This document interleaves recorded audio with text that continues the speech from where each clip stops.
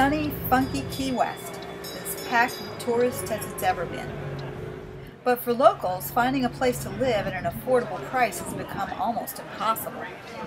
As they seemingly hang on to the threads of their Key West lives, some have resorted to unusual solutions. From living in a car or in someone's tool shed, to living on a barge anchored offshore,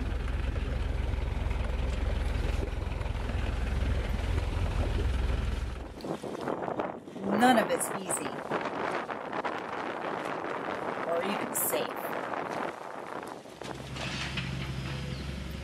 But of all the signs of the dreaded housing crisis and of a city government unwilling or unable to fix it, one of the most visible was this crane crunching away last summer at the remnants of an old trailer park on Simonton Street.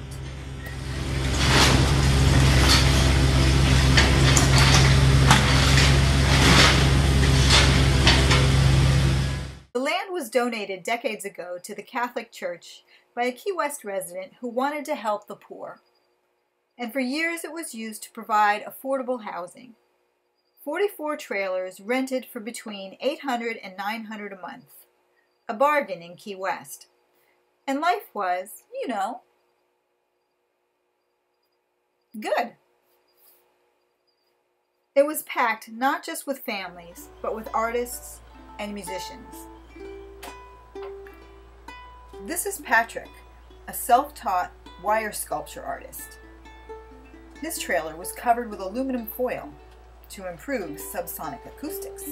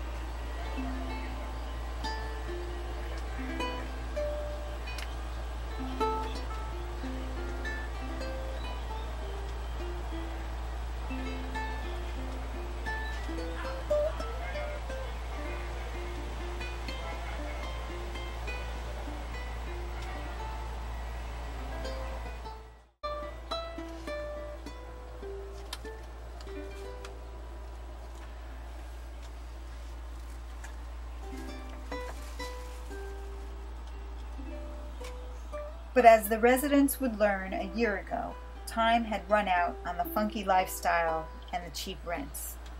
By this time, the church sex abuse scandal had cost the Archdiocese of Miami well over $9 million. Church-owned lands, like the trailer park, that were deemed not needed for church missions were surveyed for quick sale. Speculators began to circle around. There are indications that local church administrators represented that the trailer park was underused, half empty, and losing money, a justification for the subsequent sale for $2.4 million. In this letter to the property appraiser, they claimed only 18 trailers were rented and that the highest rent was $200 a month. Yet electric company records revealed that at least 27 units were being furnished with power at that time. This is a story of good intentions gone bad. A generous gift of land to the church lost to sex scandal. Could the Archdiocese have been deceived as to the humanitarian value of the existing park? And finally, the people were let down by city government's inability to regulate gentrification. The 44 affordable trailers on Simonton Street are being replaced by 21 luxury homes. Local businessman Ed Swift talks about practical solutions to the affordable housing crisis in Key West. Grown up in trailers and spent most of my life in trailers prior to 80. I really believe that trailer parks provide us, even at today's prices for renting a lot, provide us with a source of affordable housing. In the county, we've been able to put in place the 30% rule, which was argued to a fairly well, saying that if you are a developer and you buy a trailer park, then you want to convert that trailer park, you either have to provide on or off-site 30% of the new development on that site has to be affordable, or you can build it somewhere else. Or if you replat land, the same thing holds. Now, Key West has a great many trailers still, although some of the trailer parks are gone, but we have never put in the 30% rule. People are working 2 and 3 jobs. There's nobody to coach the baseball teams. There's nobody to do the brownies. There's nobody to do things within the community. There's low ownership by the working people, so they don't care as much about their community and the value of having a community. And it really is untenable socially. You also have a crime rate that goes up. You start putting people in unlivable situations like hot bedding, or where we got 10, 12 people living in a 3-bedroom house, you're going to get more police calls, and then the cost of government goes up. I believe that the only way to ameliorate this, the only way to fight this, is to use our assets that we have to build enough housing to balance out our economy. The economy is going to go. It's going to keep running. It's just not going to be efficient, and it's not going to be pleasant. And you can't expect people to come to work, treat the guests well, if they're working 3 jobs. It's very, very tough. And I know this is a nice place to live, but we can make it unnice by not paying attention to this. This is not rocket science. We put all the laws in place, the 30% rules and the ability to get your trailer park stabilized in perpetuity, and all those things are in place. All we have to do is use them. All right, so we've been watching, the past couple of years, we've had some developers come in with some of these last parcels that are, something's going to be done with. Perry Court was a big one because the Navy sold it, and we realized that we have an ordinance that's really not making these people create any affordable housing, even though right now it's functionally workforce housing. They're allowed to come in, completely turn it into something else, and we saw that our ordinance doesn't make them even do 30% like they would if it was brand new development on a vacant lot.